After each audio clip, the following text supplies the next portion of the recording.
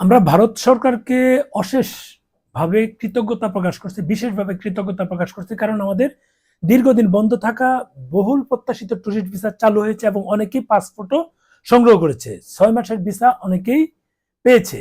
যে এই কয়েকটা পোস্ট দেখলাম 6 মাসের ভিসা পেয়েছে, যার সঙ্গে কথা বললাম। আমাদেরগুলো আশা করি রবিবারে সংগ্রহ করতে পারবো, করার পর আমরা পোস্ট দিতে পারবো, বিস্তারিত বলতে পারবো যে আসলে কি হয়েছে। কারণ আমরা যখন জমা দিয়েছি এটা বিকেল হয়ে যায় জমা দিতে দিতে, কাজে হয়তো আমাদেরটা মেসেজ আসেনি, প্রিন্ট গ্র্যান্টেড অ্যান্ড প্রিন্টেড, তার মানে এটা কনফার্ম ভিসা হয়েছে। এখন এই ভিসাগুলো যদি মানে 5টা ভিসা সেন্টারে দেওয়া হচ্ছে, দীর্ঘ লাইন হচ্ছে এবং পরিমাণে কম দেওয়া হচ্ছে।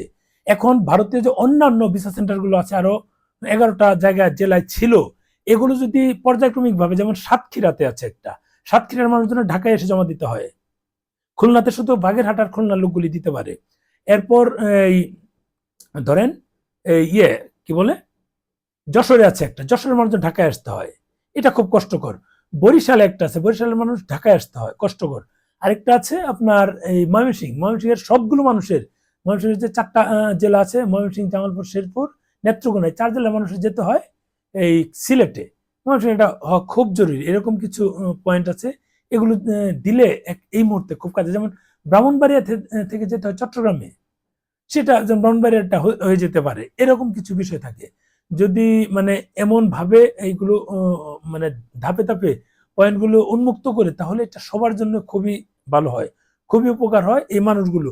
রাজশাহীতে বেশ কয়েকটা জায়গা আছে, এগুলো যদি একটু দিয়ে দেয়, মানে সবগুলো না দেখ, ধাপে ধাপে দিলে অন্তত একটা যদি শুরু করে, বাকি ওই জেলার লোকগুলো কিন্তু আসতে, যেমন বরিশালের সমস্ত জেলার লোকগুলো কিন্তু ওখানে জমা দিতে পারবে, কাউকে আর আসতে হবে না।